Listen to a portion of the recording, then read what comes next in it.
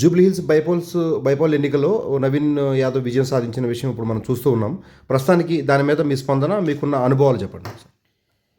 జూబ్లీహిల్స్ ఎన్నికల విజయంపై ప్రజలు అవగాహనతో ఓటేశారంటారు. అధికార ప్రభుత్వం, అధికార పార్టీ అవటం వల్ల యువకుడు ఉత్సాహవంతుడైన నవీన్ యాదవ్కి మరి రేవంత్ రెడ్డి గారు సీట్ ఇవ్వటం, నవీన్ యాదవ్ ఉత్సాహవంతుడు యువకుడు కాబట్టి నియోజకవర్గ అభివృద్ధి అధికార పార్టీతో జరుగుతున్న సంకల్పం ప్రజల్లో బాగా నాటుకుని పోయింది. అదేవిధంగా చాకచక్యంగా మంత్రులు తుమ్మల నాగేశ్వరరావు గారు కానీ అందరూ కూడా, కాంగ్రెస్ మంత్రులు అందరూ కూడా చాలా చాకచక్యంగా అక్కడ ప్రజల్ని ఓటేయడానికి అక్కడ తీసుకురావడం అనేది గొప్ప విషయం. నవీన్ యాదవ్కి మీకు ఒక విషయం సింక్ అవుద్ది. వాస్తవంగా మీరు చెప్పాలి, ఆ విషయం ఒప్పుకోవాలి. మీరు నవీన్ యాదవ్ 2 సార్లు ప్రజాక్షేత్రంలో పోటీ చేసి అక్కడ ఓటమి పాలైన ఓటమి విజయాన్ని తొలిమెట్టు అని మరి 3ోసారి కూడా పోటీ చేసి ఇప్పుడు గెలిచిన పరిస్థితి ఏర్పడింది. అదేవిధంగా ప్రజాక్షేత్రంలో అనేక మార్లు మీరు ఉన్నప్పటికీ కూడా, ప్రత్యక్ష రాజకీయాల్లో అంటే పోటీ తత్వంలో మీకు ఉన్నప్పటికీ కూడా మిమ్మల్ని అక్కడ అవకాశాలు రాలేదు. మీరు ఇటీవల పార్టీ కూడా మారారు. అలాంటి అదృష్టం, అలాంటి అవకాశం మీకు రాబోతుంది అని మీరు నమ్ముతారా? ముందు నిజాయితీగా ఉండటానికి ఎక్కువ అవకాశం ఇస్తాను. నేను నమ్ముకుంటే, నేను నమ్మిన వారి కోసం ఎంత దూరమైనా నేను వెళ్తాను. దానివల్ల నష్టం జరిగినా సరే నాకు అది నా పుట్టుకలోనే ఉంది, నా చరిత్రలోనే ఉంది. 20 ఏళ్ళు ఒకే వ్యక్తి, పార్టీ ఏదైనా కానీ వ్యక్తి అంటే నడిచిన చరిత్ర నాకుంది.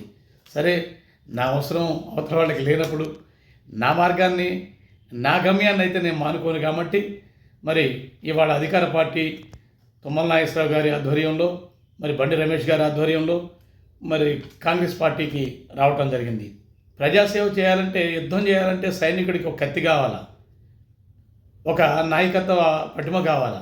అదేవిధంగా ఒక రాజకీయ నాయకుడికి సేవ చేయాలంటే ఒక పార్టీ జెండా కావాలా. అదేవిధంగా ఒక అధికారం కావాలా. దానికోసం నేను అనుక్షణం ప్రయత్నిస్తూనే ఉంటాను.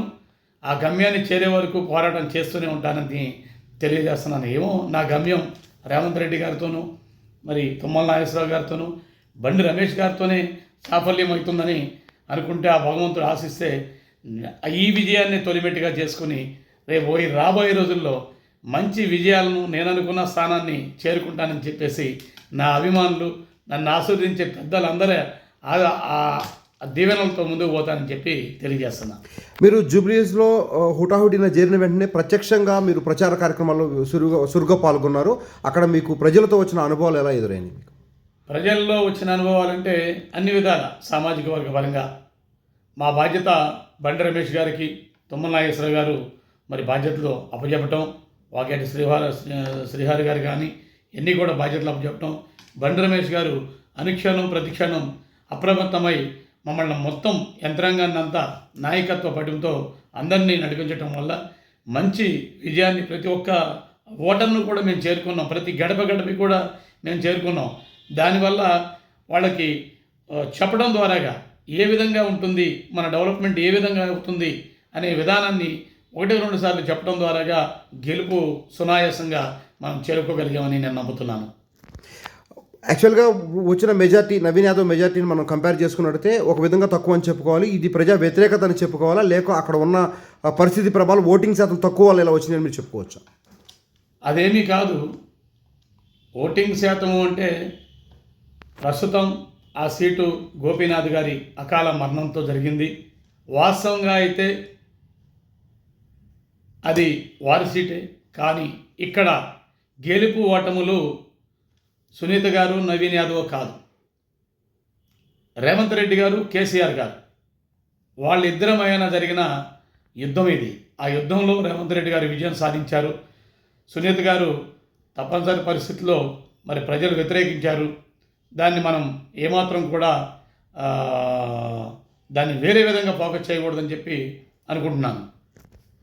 కూకట్పల్లి కాన్స్టిట్యున్సీలో మీకు సుదీర్ఘ అనుభవం, సుదీర్ఘ ప్రజాక్షేత్రంలో తిరుగుతూ ఉంటారు. ప్రస్తుతం అధికారంగా ఉన్నటువంటి రాష్ట్ర ప్రభుత్వ అధికారం ఉన్నటువంటి కాంగ్రెస్ గవర్నమెంట్ ద్వారా ప్రజలకు ఎలాంటి మేలు కూకట్పల్లి నియోజకవర్గంలో 114 డివిజన్లో జరుగుతుందని మీరు ఏకీభవిస్తున్నారు?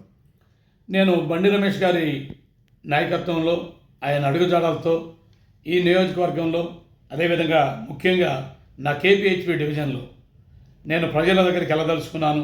ప్రజలతో మమేకమై ప్రజా సమస్యల్ని ఏదైతే ప్రస్తుతం చూపిస్తున్నారో క్షేత్రస్థాయిలో జరిగిన పనులు ప్రజలకి నిత్యం కనిపించే కొన్నే. అవి కరెంటు, వాటరు, డ్రైనేజీ, పారిశుధ్యం. వీటిని నేను ముందుకు తీసుకుపోతాను. క్షేత్రస్థాయిలో నలిగిపోతూ సరిగ్గా పనిని ఎదరక నడిపించని అధికారులను హెచ్చరించి ఆ పనుల్ని ప్రజలకి అందుబాటులో తీసుకొచ్చే విధంగా ఈ ప్రజా వ్యవస్థలో ప్రజా ప్రయోజనాలు ముందుకు తీసుకుని పోయే విధంగా నేను ప్రయత్నం చేస్తాను కాంగ్రెస్ పార్టీ ద్వారా అని చెప్పి తెలియజేస్తున్నాను. ఇప్పటికే 114 డివిజన్లో కాంగ్రెస్ పార్టీలో ఒక మహాసముద్రంలాగా కొంతమంది తిరుగుతూనే ఉన్నారు, కొంతమంది కొంతకాలంగా పనిచేస్తూ ఉన్నారు. అదే కాంగ్రెస్ పార్టీలోకి మీరు వచ్చారు. వాళ్ళతో కలిసి ముందుకెళ్లే క్రమంలో మీకు ఎదురయ్యే ఇబ్బందులు కానీ స్నేహపూర్వక వాతావరణం ఎలా ఉంటుందని మీరు భావిస్తున్నారు? నేను గత 20 సంవత్సరాలుగా ఇక్కడ రాజకీయాల్లో ఉన్నాను. అన్ని పార్టీల్లో ఉన్న వ్యక్తులు కూడా నాకు మిత్రులే. నాకెవరితో కూడా ఎలాంటి శత్రుత్వం కానీ విభేదం కానీ ఏ పార్టీలోనూ కూడా లేదు. నాకు ఏదైనా ఇబ్బంది కలుగుతుంది, నా వల్ల ఎవరికైనా ఇబ్బంది కలుగుతుంది అని అంటే మట్టికి నేనే పక్కకు పోయగలిగే మనస్తత్వం నాది. నేను చేయాలనుకున్న పనిని చేయడం కోసమే ముందుకు పోతాను తప్ప, నేను ప్రజలకి సేవ చేసే విధానంలోనే ముందుకు పోతాను తప్ప వేరే వ్యక్తిత్వం పరంగా వ్యక్తిగతంగా ఎవరిని కూడా నొప్పించే విధానం చేయను. కాబట్టి నాకు అది సునాయాసంగానే ఉంటుంది వాళ్ళని కలుపుపోటాకని చెప్పేసి నా కేటర్ను మొత్తాన్ని ఏదైతే కేపీహెచ్బిలో ఉన్న కాంగ్రెస్ పార్టీ నాయకులు, సీనియర్ నాయకులు అందరినీ కూడా వాళ్ళ అభిరుచి తగ్గట్టుగా వాళ్ళని ముందుకు తీసుకుని వాళ్ళతో కలిసి ప్రయాణం చేస్తానని చెప్పి తెలియజేస్తున్నాను. కూకట్పల్లి న్యూస్, మనమిక్కడ మన వార్తలు ప్రపంచమంతా అనే నినాదంతో జర్నలిస్ట్ కళ్యాణ్ సారథ్యంలో మీ ముందుకొస్తున్నాం. సబ్స్క్రైబ్ చేసుకుని ఆశీర్వదించండి.